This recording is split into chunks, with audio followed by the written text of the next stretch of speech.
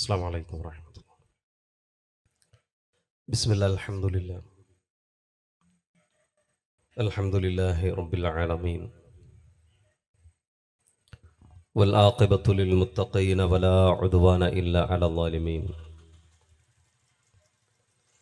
أصلي وأسلم على نبينا محمد وعلى آله وأصحابه أجمعين، أما بعد. اتقوا الله عباد الله. വേദിയിലെ ബഹുമാന്യ വ്യക്തിത്വങ്ങളെ, സ്നേഹം നിറഞ്ഞ സഹോദരീ സഹോദരന്മാരെ, ഈ ശബ്ദം അടുത്തും അകലെയുമായി ശ്രദ്ധിച്ചുകൊണ്ടിരിക്കുന്ന നല്ലവരായ നാട്ടുകാരെ, എന്തുകൊണ്ടും ഏറെ പ്രസക്തമായ ചില കാര്യങ്ങളെ മുൻനിർത്തിയാണ് ഇന്നിവിടെ ഈ ഒരു പ്രോഗ്രാം സംഘടിപ്പിക്കപ്പെട്ടിട്ടുള്ളത്. അല്ലാഹു പരലോകത്ത് ഏറെ ഉപകാരപ്പെടുന്ന സൽക്കർമ്മമായി പറയുന്നതും കേൾക്കുന്നതും ഇവിടെ ഈ ശബ്ദത്തിന് കാതോർത്തിരിക്കുന്നതും ഇതിനു വേണ്ടി നടത്തിയ എല്ലാ അധ്വാനങ്ങളും നമ്മിൽ നിന്ന് സ്വീകരിക്കുമാറാകട്ടെ എന്ന് പ്രാർത്ഥിക്കുകയാണ്. ഇവിടെ കൂടിയ ഓരോ മനുഷ്യൻ്റെയും ഉള്ളിൽ ഇന്ന് മലയാളക്കരയിൽ ജീവിച്ചിരിക്കുന്ന മക്കളുള്ള ഓരോ രക്ഷിതാവിൻ്റെയും ഉള്ളിൽ വല്ലാത്ത ഒരു ആശങ്കയുണ്ട്, ഒരു ഭയമുണ്ട്. പ്രത്യേകിച്ച് വളരുന്ന തലമുറയെക്കുറിച്ച് ഓരോ ദിവസവും കേൾക്കുന്ന വാർത്തകൾ, ഓരോ ദിവസവും സംഭവിക്കുന്ന സംഭവങ്ങൾ നമ്മുടെ മനസ്സിനെ കൂടുതൽ കൂടുതൽ അലട്ടിക്കൊണ്ടിരിക്കുകയാണ്. ഒന്ന് കാണുമ്പോൾ, വായിക്കുമ്പോൾ, കേൾക്കുമ്പോൾ ഇത് അവസാനത്തേതായിരിക്കുമെന്ന് നമ്മൾ പ്രതീക്ഷിക്കുന്നു. ഇത് അവസാനത്തേതായിരിക്കണേ എന്ന് നമ്മൾ അള്ളാഹുവോട് പ്രാർത്ഥിക്കുന്നു. പക്ഷെ അതിനേക്കാൾ ഗൗരവമുള്ള, അതിനേക്കാൾ ഭീതിതമായ, ഭയപ്പെടുത്തുന്ന, പേടിപ്പെടുത്തുന്ന മറ്റൊരു സംഭവം പിന്നെയുള്ള നിമിഷങ്ങളിൽ, സമയങ്ങളിൽ നമുക്ക് കേൾക്കേണ്ടി വരുന്നു, കാണേണ്ടി വരുന്നു. താമരശ്ശേരിയിലെ ഒരു ചെറുപ്പക്കാരൻ അടുത്ത വീട്ടിൽ പോയി തേങ്ങ പൊളിക്കാനാണെന്ന് പറഞ്ഞൊരു വെട്ടുകത്തി വാങ്ങിച്ചു കൊണ്ടുവന്ന് സ്വന്തം ഉമ്മയുടെ കഴുത്തറുത്തതിന് ശേഷം പറഞ്ഞു, എനിക്ക് ജന്മം നൽകിയതിന് ഞാൻ എൻ്റെ മാതാവിന് നൽകിയ ശിക്ഷയാണെന്ന്. വലിയ ഭയപ്പാടോടു കൂടിയാണ്, ഞെട്ടലോടുകൂടിയാണ് ആ വാർത്ത നമ്മൾ വായിച്ചത്, ആ സംഭവം നമ്മൾ കേട്ടത്. ഇതൊരൊറ്റപ്പെട്ടതായിരിക്കും, അപൂർവമായി സംഭവിക്കുന്ന, അപൂർവങ്ങളിൽ അപൂർവമായി സംഭവിക്കുന്ന ഒറ്റപ്പെട്ട ഒരു സംഭവമായിരിക്കുമെന്ന് നമ്മൾ വിചാരിച്ചു. പക്ഷെ അടുത്ത ദിവസം മറ്റൊരു ജില്ലയിൽ നിന്ന് മറ്റൊരു ചെറുപ്പക്കാരൻ്റെ വേറെ ഒരു സംഭവം നമ്മൾ കേട്ടു. പിതാവിനെ കൊന്നതിൻ്റെ, മാതാവിനെ കൊന്നതിൻ്റെ, മാതാപിതാക്കളെ ആക്രമിച്ചതിൻ്റെ തുടർച്ചയായ വാർത്തകൾ, സംഭവങ്ങൾ പിന്നീട് നമുക്ക് കേൾക്കേണ്ടി വന്നു, കാണേണ്ടി വന്നു. തിരുവനന്തപുരത്തെ ഒരു ചെറുപ്പക്കാരൻ ഒരു ചുറ്റിക കയ്യിൽ പിടിച്ച് പോലീസ് സ്റ്റേഷനിലേക്ക് കയറി വരികയാണ്. എന്നിട്ട് പറയുന്നു, ഞാൻ എൻ്റെ വീട്ടിലെ 6 പേരെ കൊന്നിട്ടുണ്ട്, ഞാൻ എലിവിഷം കഴിച്ച് ആത്മഹത്യക്ക് ശ്രമിച്ചിട്ടാണ് കടന്നു വരുന്നത്. മദ്യപാനിയായ ആ ചെറുപ്പക്കാരനെ പോലീസ് അറസ്റ്റ് ചെയ്തു, അയാൾക്ക് ആവശ്യമായ ട്രീറ്റ്മെൻറ്റുകൾ കൊടുത്തു. ഒരു യുവാവ് സ്വന്തം മാതാവിനെ കൊല്ലാൻ ശ്രമിച്ചു, സ്വന്തം മാതാവിൻ്റെ സഹോദരനെയും അവരുടെ ഭാര്യയെയും കൊന്നുകളഞ്ഞു. സ്വന്തം കൂടപ്പിറപ്പിനെ, അനിയനെ ചുറ്റിക കൊണ്ട് തലക്കടിച്ച് കൊന്നുകളഞ്ഞു. നിങ്ങളൊന്ന് ആലോചിച്ച് നോക്കൂ. 9ാം ക്ലാസ്സിൽ പഠിക്കുന്ന, 10ാം ക്ലാസ്സിൽ പഠിക്കുന്ന സ്കൂൾ പ്രായത്തിലുള്ള ഷഹബാസ് എന്ന് പറയുന്ന ഒരു കുട്ടിയെ സംബന്ധിച്ചുള്ള വാർത്ത കേരളം വളരെ സമയമെടുത്ത് ചർച്ച ചെയ്തൊരു സംഭവമാണ്. ഒരു ചെറുപ്പക്കാരൻ കൊല്ലപ്പെടാനുള്ള കാരണം എന്തായിരുന്നു? അവൻ മരിക്കാനുള്ള കാരണം എന്തായിരുന്നു? അവനെ കൊന്നതാരായിരുന്നു? അവൻ്റെ ക്ലാസ്സിലെ കൂടെ പഠിക്കുന്ന സഹപാഠികൾ.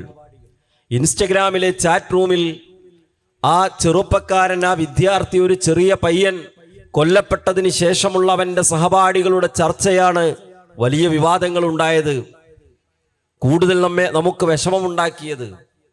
അവൻ്റെ കണ്ണിന് ഞാൻ പിന്നെയും പിന്നെയും ഇടിച്ചു എന്ന് ആവേശത്തോടുകൂടി പറയുന്ന ഒരു സ്കൂൾ പ്രായത്തിലുള്ള ഹൈസ്കൂളിൽ പഠിക്കുന്ന ഒരു കുട്ടി. ആ ഷഹബാസിന്റെ തലയോട്ടി പൊട്ടിയാണ് അവൻ മരിച്ചത് എന്നാണ് പിന്നീട് മെഡിക്കൽ റിപ്പോർട്ടുകൾ വന്നത്. സുഹൃത്തുക്കളെ, എന്തുകൊണ്ട് ഇത്തരം സംഭവങ്ങൾ ആവർത്തിക്കപ്പെടുന്നു? ഒരുപക്ഷേ ഇങ്ങനെയുള്ള വാർത്തകളെ നമ്മൾ അനാവരണം ചെയ്യാൻ, ഓരോന്ന് വിശകലനം ചെയ്യാൻ തീരുമാനിച്ചാൽ ഇതുപോലെയുള്ള 1-2 ദിവസം നീണ്ടു നിൽക്കുന്ന സംസാരങ്ങൾ മതിയാവുകയില്ല, അല്ലേ? എത്ര സംഭവങ്ങളുണ്ട്. ജ്യൂസിൽ വിഷം കൊടുത്ത ഗ്രീഷ്മയെ നമുക്ക് ഓർമ്മ വരും. തിരുവനന്തപുരത്തെ കടപ്പുറത്തെ കടൽ കരകയറാതിരിക്കാൻ കൂട്ടിയിട്ട കല്ലുകളിലേക്ക് ഏതാനും മാസം പ്രായമുള്ള തൻ്റെ കുഞ്ഞിനെ വലിച്ചെറിഞ്ഞ് ഇന്നലെ പരിചയപ്പെട്ട കാമുകന്റെ കൂടെ ഓടിപ്പോയ ചെറുപ്പക്കാരിയെ നമുക്ക് ഓർമ്മ വരും.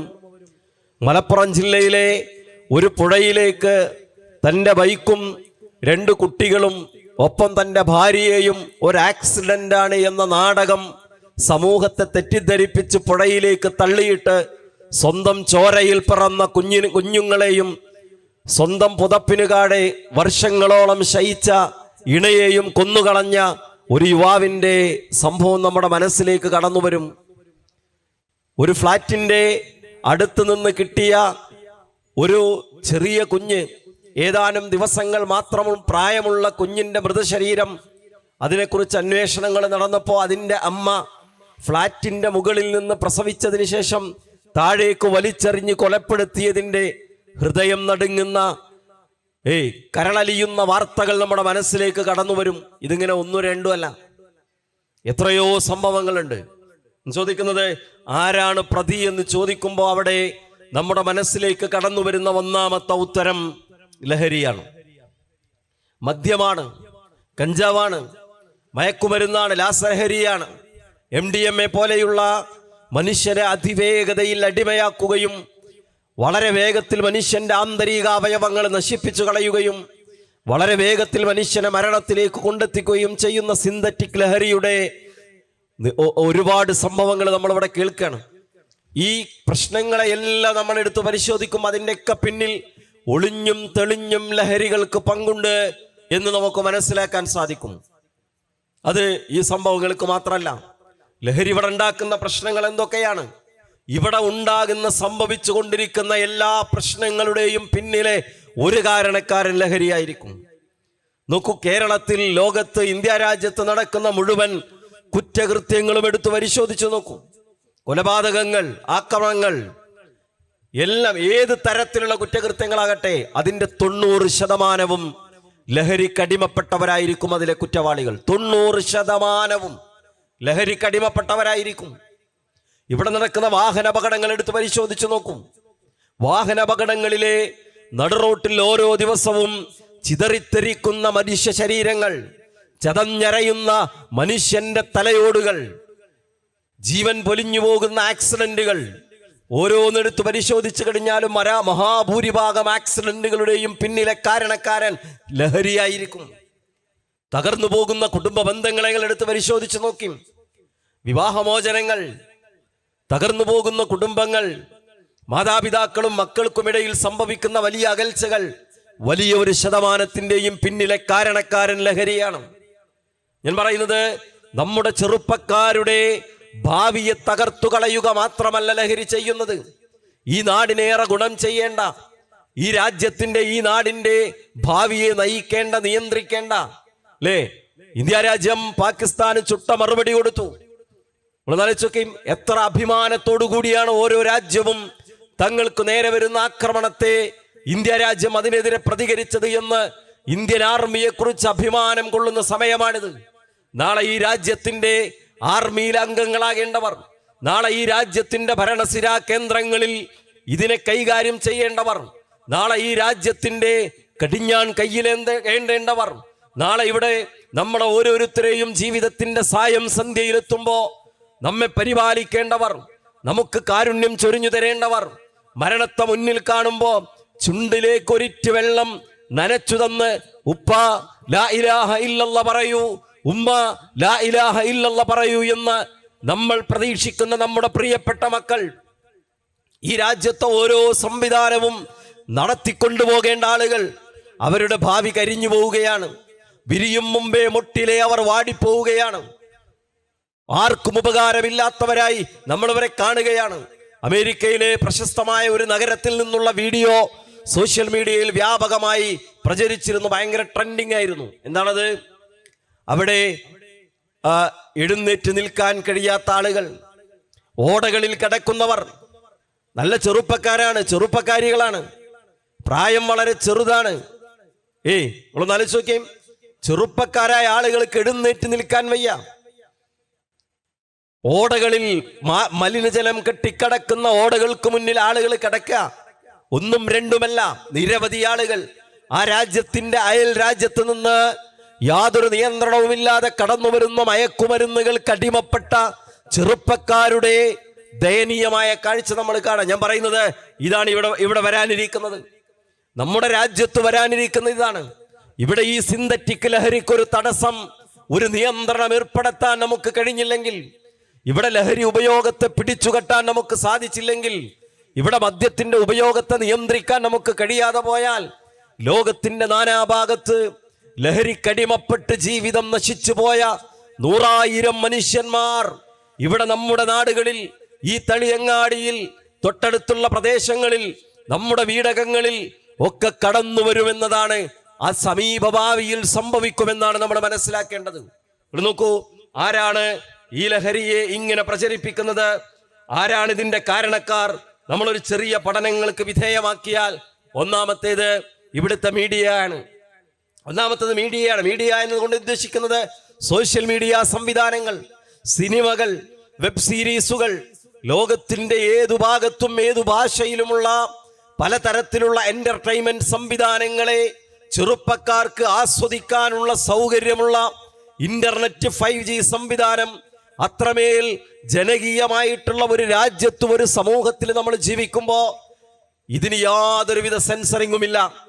ഇന്റർനെറ്റിൽ വരുന്ന കണ്ടന്റുകൾക്ക്, വീഡിയോസിന്, ഫോട്ടോകൾക്ക്, മറ്റു പലതരത്തിലുള്ള എഴുത്തുകൾക്ക്, ഏതെങ്കിലും തരത്തിലുള്ള മ്യൂസിക് ബാൻഡുകൾക്ക് എന്തു നിയന്ത്രണമാണ് നമ്മുടെ നാട്ടിലുള്ളത്? ആരാണ് ഇതിനെ സെൻസർ ചെയ്യുന്നത്? ആരാണ് ഇതിനെ പരിശോധന വിധേയമാക്കുന്നത്? ആരും പരിശോധിക്കുന്നില്ല. അതുകൊണ്ട് തന്നെ ഓരോ ദിവസവും 5-6 മണിക്കൂറുകൾ ഈ 5-ഇഞ്ച് 6-ഇഞ്ച് സ്ക്രീനിനകത്ത് ചെലവഴിക്കുന്ന കുട്ടികളുടെ മനസ്സിലേക്ക്, അവരുടെ ഹൃദയങ്ങളിലേക്ക്, അവരുടെ തലച്ചോറിലേക്ക് അടിച്ചു കയറ്റുന്നത് ഈ വൃത്തികെട്ട സംസ്കാരമാണ്. ഏറ്റവും അധികം സിനിമയാണ് ഇതിനെ പ്രോത്സാഹിപ്പിക്കുന്നത്, പ്രൊമോട്ട് ചെയ്യുന്നത്. ഇതിപ്പോ കുറച്ച് മുമ്പൊന്നും ആളുകൾക്ക് ഇത് മനസ്സിലായിരുന്നില്ല. സിനിമക്ക് ഇത്ര പ്രശ്നമുണ്ടോ എന്നാ ചോദിച്ചിരുന്നത്, അല്ലേ? സിനിമക്ക് ഇത്ര പ്രശ്നമുണ്ടോ എന്ന ആൾക്കാർ ചോദിച്ചിരുന്നത്. ഹേമ കമ്മിറ്റി റിപ്പോർട്ട് വന്നപ്പോഴാണ് നിങ്ങൾ ആലോചിച്ച് മൂക്ക് പൊത്തിയാലും ദുർഗന്ധം മാറാത്ത വൃത്തികെട്ട ലൈംഗിക അരാജകത്വത്തിന്റെ നാറുന്ന കഥകൾ സിനിമാ ലോകത്ത് നമ്മൾ കേട്ടത്. അതിനെങ്ങനെ ആളുകൾ ന്യായീകരിക്കാണ്? സിനിമാ രംഗത്ത് പ്രശ്നമുള്ള പോലെ സ്കൂളിലും ചിലപ്പോൾ അധ്യാപകരെ പീഡനങ്ങളിൽ പിടിക്കപ്പെടാറില്ലേ? ബസ്സിലും ചിലപ്പോൾ പീഡനങ്ങളിൽ പിടിക്കപ്പെടാറില്ലേ? അങ്ങാടിയിലും ചിലപ്പോൾ പീഡനങ്ങളിൽ പിടിക്കപ്പെടാറില്ലേ? അത്രയേ ഉള്ളൂ സിനിമ എന്നാ പറയണത്. അത്രയേ ഉള്ളൂ സിനിമ. ലോകത്ത് ലൈംഗിക വൃത്തികേടുകൾ, അരാജകത്വത്തെ ഒരു സിസ്റ്റമാക്കി, ഒരു വ്യവസ്ഥയാക്കി വെച്ച ഒരേ ഒരു സംവിധാനമേ ഉള്ളൂ, അത് സിനിമയാണ്. അത് നിങ്ങള് കേരളം മുതൽ ഹോളിവുഡ് വരെയുള്ള എല്ലാ സംവിധാനങ്ങളും എടുത്ത് പരിശോധിച്ചാൽ മനസ്സിലാക്കും. കാസ്റ്റിംഗ് കൗച്ച് എന്ന് പറഞ്ഞൊരു സംവിധാനമുണ്ട്. എന്നറിയോ? സംവിധായകന്റെ ഓഫീസ് മുറിയിലെ കടക്കക്ക്, സോഫക്ക് പറയുന്ന പേരാണ്. അയാൾ കാസ്റ്റിംഗ് നടത്തുന്ന, ഓഡിഷൻ നടത്തുന്ന, അല്ലെങ്കിൽ കാസ്റ്റിംഗ് നടത്തുന്ന ഒരു പുതിയ താരം ഈ സോഫയിൽ തനിക്ക് വേണ്ടി കടന്നു കൊടുക്കണമെന്ന് വൃത്തികേട് ഒരു സംവിധാനത്തിന്റെ സിസ്റ്റമാക്കി വെച്ച, ഒരു സംവിധാനമാക്കി വെച്ച ഒരേ ഒരു സംവിധാനം ലോകത്തുള്ളൂ, അത് സിനിമയാണ്. നിങ്ങൾ ആലോചിച്ച് നോക്കി, മുഴുവൻ പേജുകളും ഗവൺമെന്റിന് പുറത്തുവിടാൻ കഴിഞ്ഞിട്ടില്ല, എപ്പോഴും പുറത്തുവിട്ടിട്ടില്ല. ഹേമ കമ്മിറ്റി റിപ്പോർട്ടിന്റെ മുഴുവൻ പേജുകളും പുറത്തുവിട്ടിട്ടില്ല. അതിന്റെ ആദ്യത്തെ പാരഗ്രാഫിൽ അവർ കൊടുത്തൊരു വാചകമുണ്ട്. എന്താണ്? താരങ്ങൾക്ക് തിളക്കമില്ല, ചന്ദ്രനും ഇവിടെ ഇരുട്ടാണ്, ഇവിടുത്തെ പഞ്ചസാരക്ക് പോലും ഉപ്പിന്റെ പുളിയാണ്, പുറത്തു കാണുന്ന മാന്യന്മാരല്ല ഇതിന്റെ ഉള്ളറകളിൽ അവരുടെ ജീവിതമെന്ന് ഒരു റിട്ടയർഡ് ജഡ്ജ് പച്ചക്ക് തുറന്നെഴുതുന്നത് നമ്മൾ കാണണം. അവരാണ് കുട്ടികൾക്ക് മയക്കുമരുന്ന് പരിചയപ്പെടുത്തിയത്. നമ്മൾ പല ലഹരി വസ്തുക്കളെയും അറിഞ്ഞത്, കേട്ടത്, മനസ്സിലാക്കിയത് തന്നെ ഇവിടുത്തെ ചെറുപ്പക്കാരും പലപ്പോഴും നമ്മൾ തന്നെയും പല സിനിമകളും വിവാദമായി അതുമായി ബന്ധപ്പെട്ട ചർച്ചകൾ കാണുമ്പോഴാണ്. അതിലെ നായകൻ ഉപയോഗിക്കുന്ന മയക്കുമരുന്ന്, അതിലെ വില്ലന്മാർ ഉപയോഗിക്കുന്ന സിന്തറ്റിക് ലഹരി, അത് കുട്ടികളിലേക്ക് എത്തുകയാണ്. മദ്യപിക്കുമ്പോ അല്ലെങ്കിൽ ലഹരി ഉപയോഗിക്കുമ്പോ തങ്ങളുടെ ഹീറോസ്, നായകന്മാർ, അവർ ലഹരി കടിമപ്പെടുമ്പോ ഇതാണ് ജീവിതമെന്ന് ചെറുപ്പക്കാര് തെറ്റിദ്ധരിക്കാണ് അല്ലേ? ഇപ്പൊ എന്താ കഴിഞ്ഞ 2 ആഴ്ചയായിട്ട് നമ്മൾ കാണുന്നത്? സിനിമാ രംഗത്തെ പ്രഗത്ഭരായ ആളുകൾ കോടതി വരാന്തകളിൽ ജാമ്യത്തിന് കെട്ടിക്കാത്ത് കിടക്കുക. അവരുടെ കയ്യിൽ നിന്ന് 1 കിലോക്ക് 1 കോടി രൂപ വില വരുന്ന ഹൈബ്രിഡ് കഞ്ചാവ് പിടിക്കപ്പെട്ടു. ഹൈബ്രിഡ് കഞ്ചാവ് പിടിച്ചു. ഞാൻ പറഞ്ഞത്, ഇവിടെ ഇന്റർനെറ്റ് സംവിധാനങ്ങൾ, സിനിമ പോലെയുള്ള മാധ്യമങ്ങൾ ഉൾപ്പെടെയുള്ളത് യഥാർത്ഥത്തിൽ ഈ സമൂഹത്തെ ലഹരിയിലേക്ക് നയിച്ചു കൊണ്ടുപോകുന്നു. ഏതു മനുഷ്യനും എന്തു തോന്നിയതും ഇന്റർനെറ്റിൽ പോസ്റ്റ് ചെയ്യാമെന്ന അവസ്ഥാവിശേഷമുണ്ടായപ്പോ അതിന്റെ പിന്നാലെ നമ്മുടെ ചെറുപ്പക്കാർ പോകുമ്പോ ഇൻഫ്ലുവൻസർമാർ, വ്ളോഗർമാർ, യൂട്യൂബർമാർ എന്നൊക്കെയുള്ള പ്രത്യേകമായ കാറ്റഗറിയിൽ പരിചയപ്പെടുത്തപ്പെടുന്ന ആളുകളുടെ പിന്നാലെ നമ്മുടെ ചെറുപ്പക്കാർ പോകുമ്പോ അവർ ലഹരിയുടെ ലോകത്തേക്ക് എത്തുന്നു. അവർ സിന്തറ്റിക് ലഹരിയുടെ ലോകത്തേക്ക് എത്തുന്നു. അവസാനം അവർ നാടിനും സമൂഹത്തിനും മാതാപിതാക്കൾക്കും ഉപകാരപ്പെടാത്തവരായി മാറുന്നു. എവിടം മുതൽ നിയന്ത്രിച്ചു തുടങ്ങണമെന്ന് ചോദിക്കുമ്പോൾ ഇതിനൊക്കെ ഒരു മൂക്കുകയറിടാൻ നമുക്ക് സാധിക്കേണ്ടതുണ്ട്. സിനിമയും മീഡിയങ്ങളും മാത്രമല്ല, നമ്മുടെ വ്യവസ്ഥിതിയിൽ തന്നെ പ്രശ്നമാണ്. നിങ്ങൾ ആലോചിച്ച് നോക്കിൻ, അഫാൻ 5 പേരെ കൊന്നു. ഇവിടെ ഹോസ്റ്റൽ മുറികളിൽ പോലീസ് റെയ്ഡ് നടത്തി, കോളേജ് ക്യാമ്പസുകളിൽ പോലീസ് റെയ്ഡ് നടത്തി. അവിടുന്ന് പിടിച്ച സിന്തറ്റിക് ലഹരിയെ കുറിച്ച് ചർച്ച ചെയ്യുമ്പോൾ അഫാൻ ഉപയോഗിച്ച ലഹരിയെ കുറിച്ച് ആരും ചർച്ച ചെയ്തില്ല. നിങ്ങൾ എവിടെയെങ്കിലും കേട്ടിരുന്നോ? ഞാൻ കേട്ടിട്ടില്ല. അഫാൻ മദ്യം ഉപയോഗിച്ചാണ് അഫാൻ തന്റെ വീട്ടിലെ ആളുകളെ കൊന്നത്. ഇവിടെ MDMA മാത്രമാണ് പ്രശ്നമെന്ന ഒരു പുതിയ കാഴ്ചപ്പാടിലേക്ക് നമ്മുടെ സമൂഹം നയിക്കപ്പെടുന്നത്. എങ്ങനെയാണ്? ലഹരിയുണ്ട്, സിന്തറ്റിക് ലഹരിയുണ്ട്, മദ്യമുണ്ട്. പ്രശ്നം എന്താ? സിന്തറ്റിക് ലഹരിയാണ് പ്രശ്നം. രാസലഹരിക്കാണ് ഏറ്റവും വലിയ അപകടമുള്ളത്, ഒരു തർക്കവുമില്ല. രാസലഹരിക്കാണ് ഏറ്റവും വലിയ അപകടമുള്ളത്. എന്നാൽ അതേപോലെ പ്രശ്നമാണ് ഇവിടെ കഞ്ചാവ് പോലെയുള്ള മറ്റു ലഹരി പദാർത്ഥങ്ങൾ. അതേപോലെ പ്രശ്നമാണ് നൂറുകണക്കിന് ബീവറേജസ് ഔട്ട്ലെറ്റുകളിലൂടെ ഓരോ ദിവസവും ആയിരക്കണക്കിന് ലക്ഷക്കണക്കിന് മനുഷ്യരെ കുടിപ്പിച്ചുകൊണ്ടിരിക്കുന്ന മദ്യവും എന്ന് പറയാനുള്ള നട്ടൽ എന്നാണ് നമുക്കുണ്ടാകുന്നത്. അന്ന് ഈ സമൂഹത്തെ നമുക്ക് ലഹരിയിൽ നിന്ന് മോചിപ്പിച്ചെടുക്കാൻ പറ്റുള്ളൂ. ഒരു ഭാഗത്ത് ലഹരിക്കെതിരെയുള്ള പ്രചാരണം, ഞാൻ ഏതെങ്കിലും ഒരു പ്രത്യേക വിഭാഗത്തെക്കുറിച്ചോ പ്രത്യേക ഭരണകൂടത്തെക്കുറിച്ചോ ഒന്നുമല്ല പറയുന്നത്. എല്ലാ കാലത്തും ഇതാ രീതി. എല്ലാ ആളുകളുടെയും സമീപനം ഇതാണ്. എല്ലാ ആളുകളുടെയും. ഒരു ഭാഗത്ത് ലഹരിയെക്കുറിച്ച് ഭയങ്കരമായ പ്രശ്നമാണെന്ന് പറയാം, മറുഭാഗത്തോ എല്ലാ മനുഷ്യർക്കും ഇവിടെ മദ്യം കിട്ടാനുള്ള സംവിധാനങ്ങൾ ഉണ്ടാക്കുക. ഞാൻ പറഞ്ഞത്, ഈ തരത്തിലുള്ള കാപട്യങ്ങൾ അവസാനിക്കുന്നിടത്തെ ലഹരിയിൽ നിന്ന് രക്ഷപ്പെടാൻ പറ്റുള്ളൂ. അല്ലേ? നമ്മൾ ആലോചിച്ചൊക്കെ പുതിയ ആളുകളുടെ കാഴ്ചപ്പാട് എന്താണ്? ലഹരിയെ മാത്രമാണോ നമ്മൾ അഡ്രസ് ചെയ്യേണ്ടത്? ലഹരി മാത്രം പ്രശ്നമാണ് പറഞ്ഞാൽ ആളുകളിൽ നിന്നൊക്കെ രക്ഷപ്പെട്ടു പോകുക. ആളുകളുടെ കാഴ്ചപ്പാടാണ് പ്രശ്നം.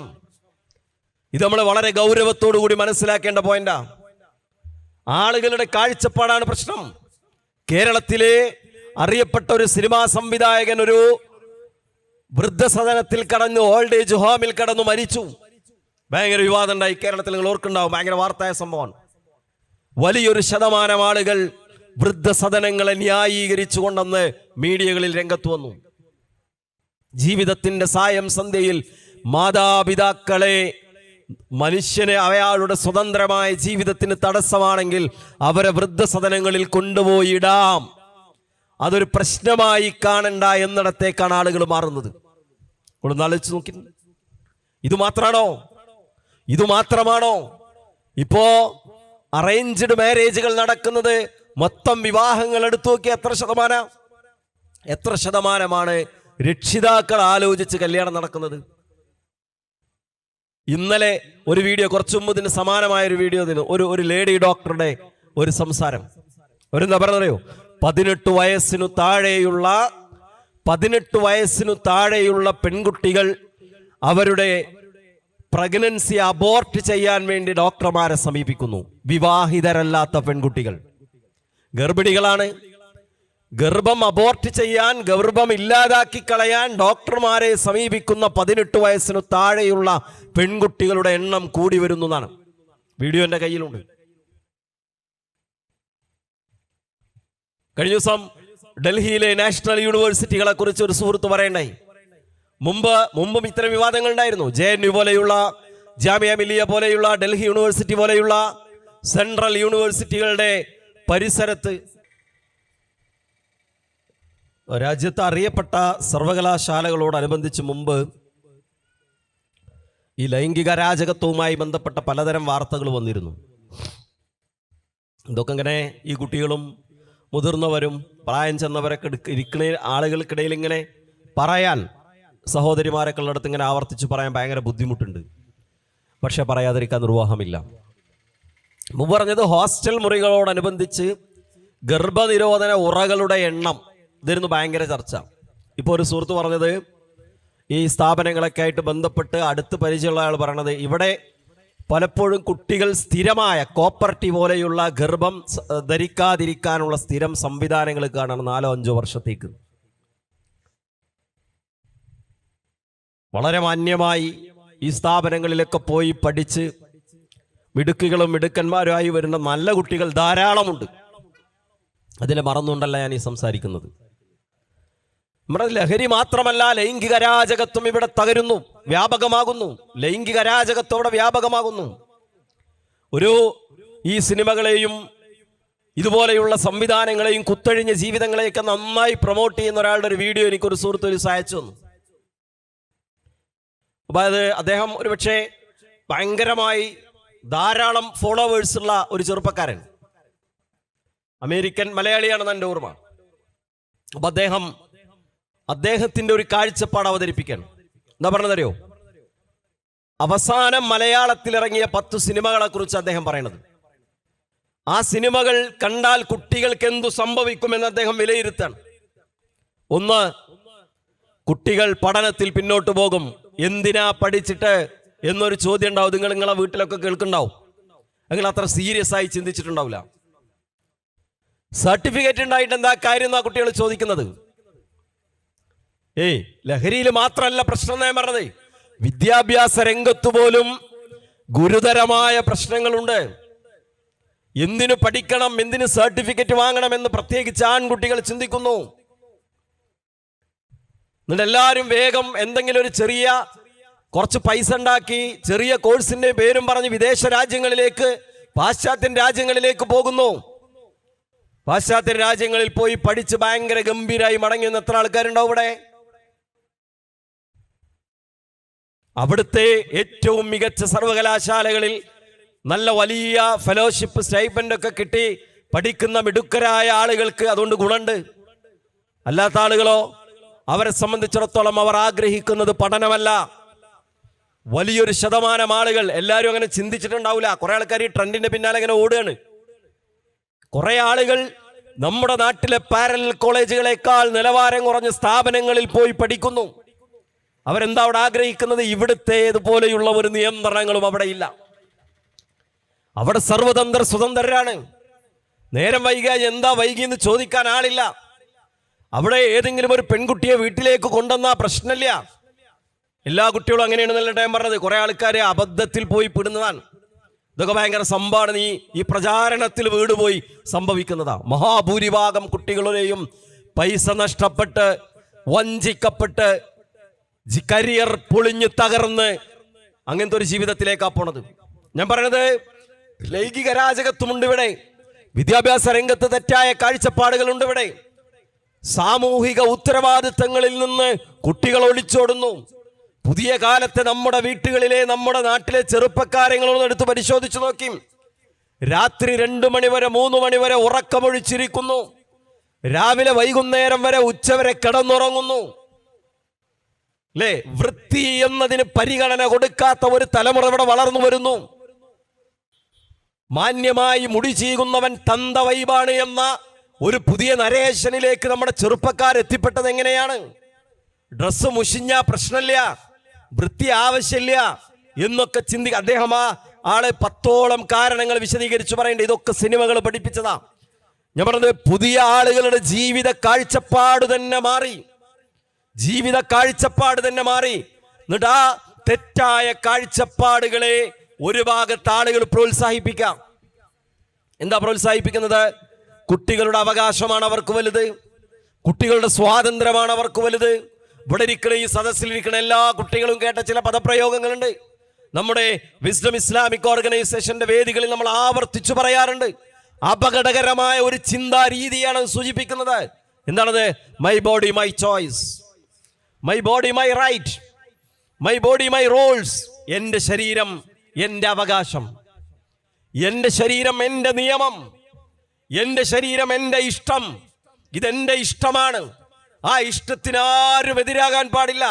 എല്ലാവരും പറയണം. ഇവിടുത്തെ മീഡിയകൾ പറയുന്നു ഭയങ്കര സാമൂഹ്യ പ്രതിബദ്ധതയുണ്ട് എന്ന് വാദിച്ചുകൊണ്ടിരിക്കുന്ന ഇവിടുത്തെ ന്യൂസ് ചാനലുകൾ ഉൾപ്പെടെയുള്ളവർ പറയുന്നു അതൊക്കെ വ്യക്തി സ്വാതന്ത്ര്യത്തിന്റെ ഭാഗമാണ്, അതൊക്കെ വ്യക്തി സ്വാതന്ത്ര്യത്തിന്റെ ഭാഗമാണ്. നിങ്ങൾ നോക്കൂ, എന്തുകൊണ്ട് കഞ്ചാവിലേക്ക് പോകുന്നു നിങ്ങൾ ചിന്തിക്കുന്നില്ലേ? എന്തുകൊണ്ട് ലഹരിയുടെ പ്രശ്നങ്ങൾ ആവർത്തിച്ചു പറഞ്ഞിട്ടും ചെറുപ്പക്കാർ വീണ്ടും വീണ്ടും അതിലേക്ക് പോകുന്നു എന്ന് നിങ്ങൾ ചിന്തിച്ചിട്ടില്ലേ? എന്താ കാരണം? ഇതെന്റെ ഇഷ്ടമാണ് എന്ന കാഴ്ചപ്പാടാണ്, ഇതെന്റെ സ്വാതന്ത്ര്യമാണ്.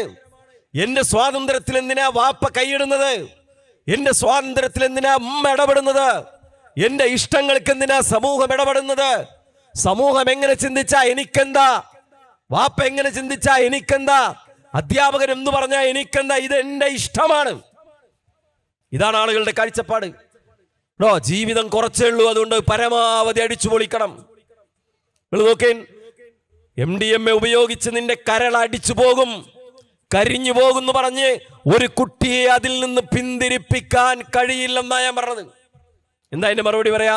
ആയിക്കോട്ടെ, 5 അല്ലെങ്കിൽ 5 കൊല്ലം അടിച്ചു പൊളിച്ച് ജീവിക്കാ. നീ ലഹരിക്കടിമയായാൽ നിന്റെ ജീവിതം നശിക്കും, നിന്റെ ആയുസ് കുറയുമെന്ന് പറയുമ്പോ പുതിയ തലമുറയുടെ പ്രതികരണം എന്താ? ആണോ 5 അല്ലെങ്കിൽ 5 കൊല്ലം നന്നായി ജീവിക്കുക, കുറെ കാലം ഇവിടെ ജീവിച്ചിട്ടെന്താ? ഉള്ളത് അടിച്ചു പൊളിക്കാനുള്ളതാണ്, സ്വന്തം ഇഷ്ടമനുസരിച്ച് ജീവിക്കാനുള്ളതാണ്, സ്വന്തം സ്വാതന്ത്ര്യമനുസരിച്ച് ജീവിക്കാനുള്ളതാണ് എന്ന വളരെ അപകടകരമായ കാഴ്ചപ്പാട് വെച്ചു പുലർത്തുന്നു എന്നതാണ് ഇവിടുത്തെ ലഹരിയുടെ പ്രശ്നം. അതുകൊണ്ട് ലഹരി ലഹരി ലഹരി എന്ന് മാത്രം പറഞ്ഞ ഇത് നിയന്ത്രിക്കാൻ കഴിയില്ല.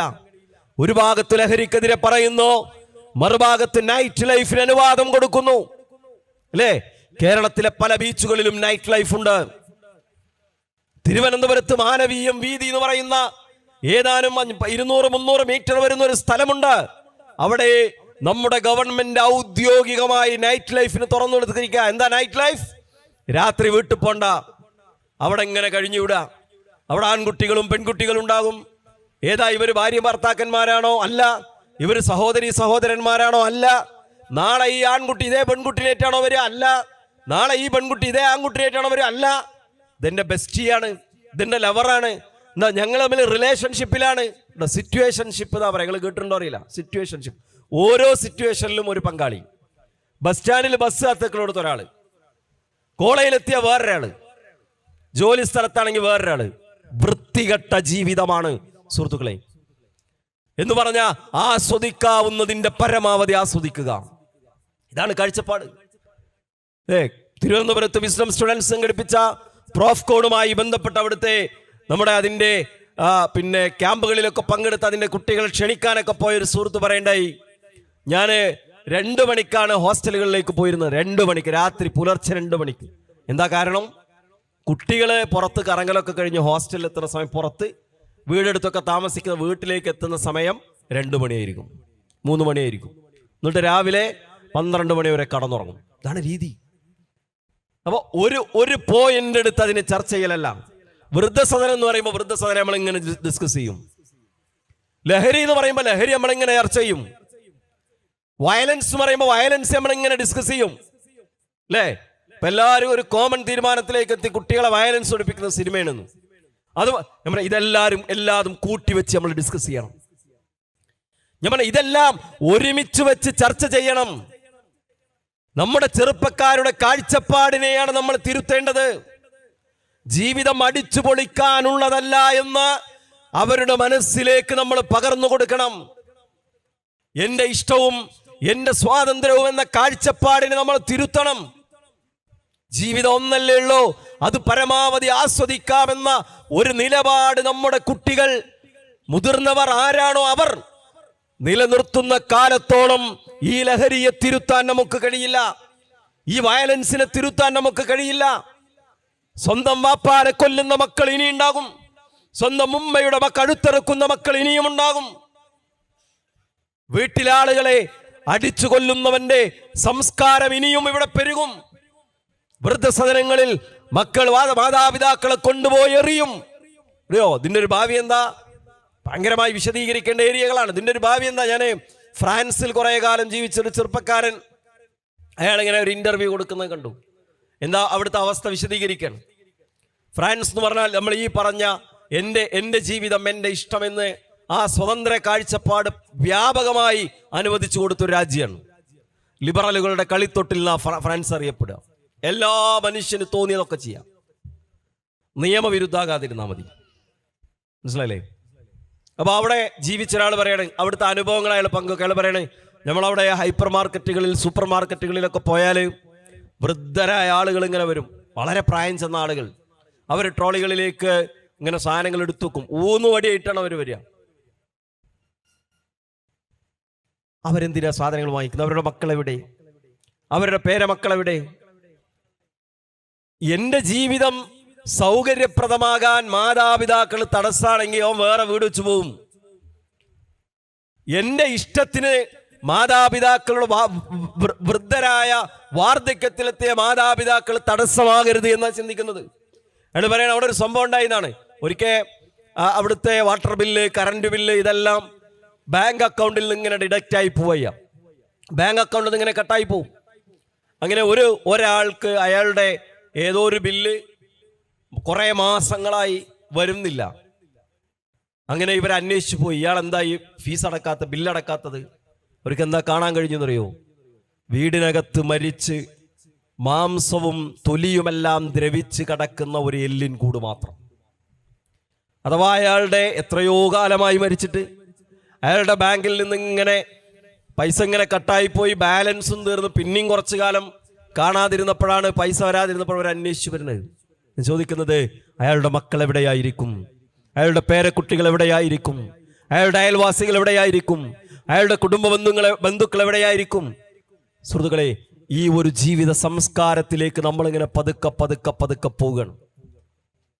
നമ്മുടെ നാട്ടിൽ ഇപ്പോൾ മൈ ബോഡി മൈ ചോയ്സുകാർ കൊണ്ടെത്തിക്കുന്ന അങ്ങോട്ടായിരിക്കും. നമ്മൾ കണ്ടു തുടങ്ങി. കഴിഞ്ഞ 3 ആഴ്ച മുമ്പാണ് ഇവിടെ തൊട്ടടുത്ത് മലപ്പുറം ജില്ലയിലെ വളാഞ്ചേരിയിൽ 10 ആളുകൾക്ക് HIV പോസിറ്റീവ്, എയ്ഡ്സ് രോഗികളായി. എന്താ കാരണം എന്നറിയോ? ഒരു എയ്ഡ്സ് രോഗി മയക്കുമരുന്ന് കുത്താൻ ഉപയോഗിച്ച അതേ സിറിഞ്ച് കൊണ്ട് ബാക്കി 9 ആൾ കുത്തി. എല്ലാവരും HIV പോസിറ്റീവായി.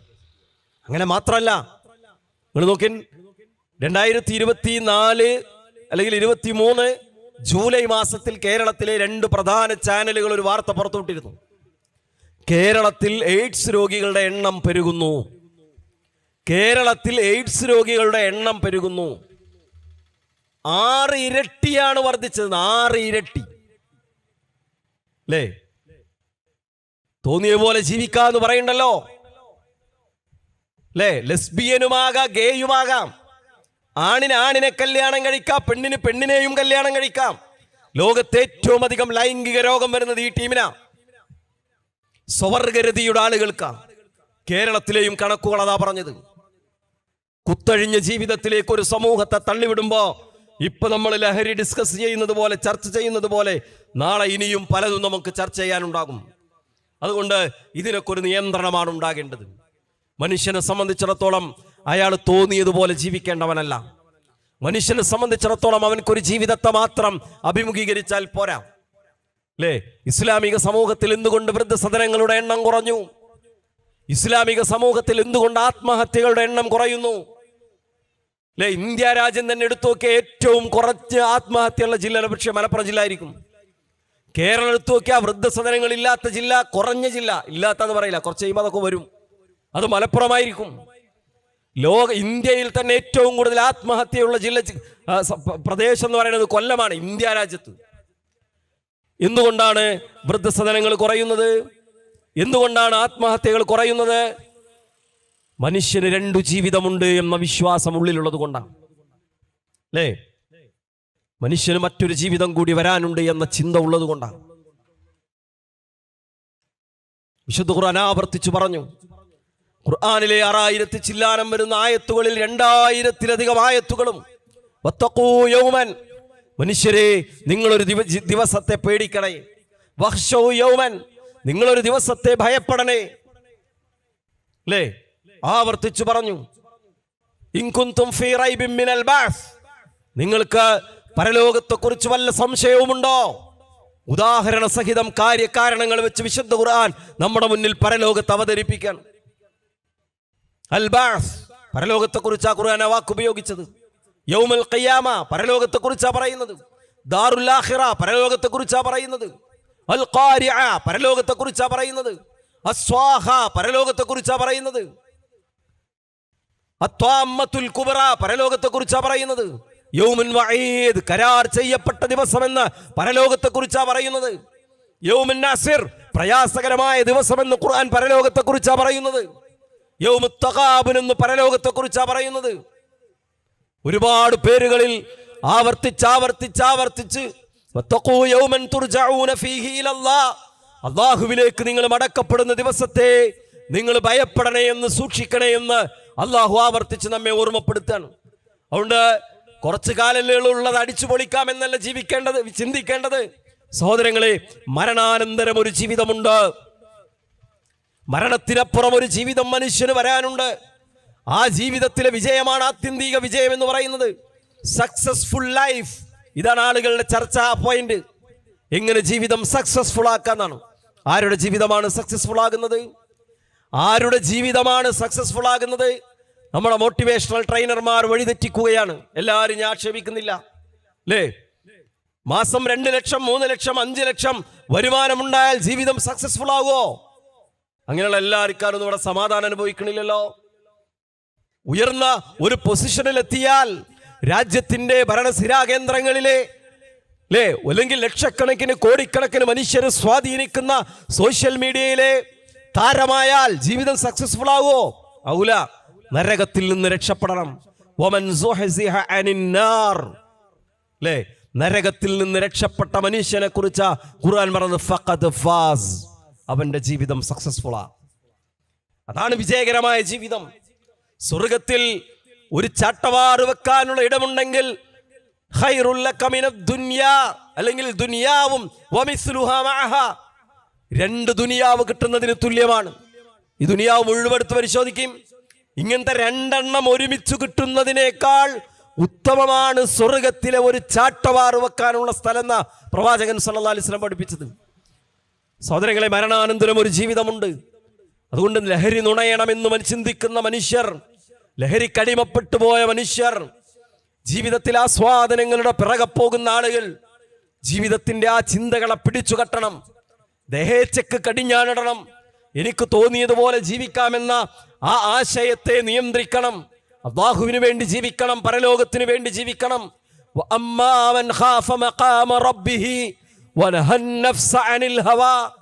ആരാണോ അള്ളാന്റെ കോടതിയിൽ നാളെ കയ്യും കെട്ടി മറുപടി പറയേണ്ടി വരുമല്ലോ എന്ന ഒരവസ്ഥയെ ഭയപ്പെടുന്നത്, എന്നിട്ട് തന്റെ ജീവിതത്തെ ദേഹേച്ഛകൾക്ക് ഒരു നിയന്ത്രണം ഏർപ്പെടുത്തുന്നത്, എന്റെ ജീവിതമാണ്, ഞാൻ തോന്നിയ പോലെ ജീവിക്കുമെന്നല്ല പറയേണ്ടത്.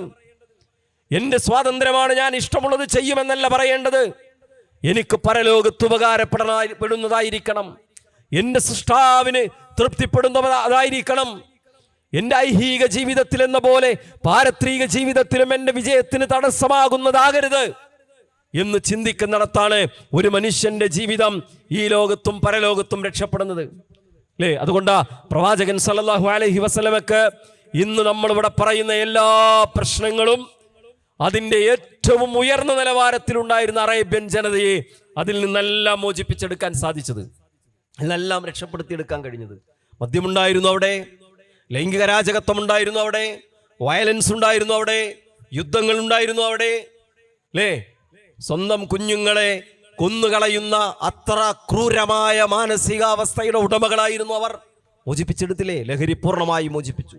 ഫഹൽ അൻതും മുൻതഹൂൻ, നിങ്ങൾ അവസാനിപ്പിക്കാൻ ഒരുക്കമുണ്ടോ എന്ന ഒറ്റ ചോദ്യത്തിന്റെ മുന്നിൽ അവർ പറഞ്ഞ മറുപടി ഇൻതഹൈന, റസൂലേ ഞങ്ങളിത് അവസാനിപ്പിച്ചു, അല്ലാഹുവേ ഞങ്ങളിത് അവസാനിപ്പിച്ചു. അല്ലേ? സാഹചര്യങ്ങളാണ് മനുഷ്യനെ തെറ്റിലേക്ക് എത്തിക്കുക. അതുകൊണ്ട് മദ്യവുമായി ബന്ധപ്പെട്ടതിന്റെ എല്ലാ സാഹചര്യങ്ങളെയും മതം നിരോധിച്ചു. മദ്യഷാപ്പുകളെ മതം ഒഴിവാക്കി നിരോധിച്ചു. മദ്യം കഴിക്കാൻ ഉപയോഗിച്ചിരുന്ന പാനപാത്രങ്ങളെ വലിച്ചെറിയാൻ അള്ളാഹുവിന്റെ റസൂൽ പറഞ്ഞു.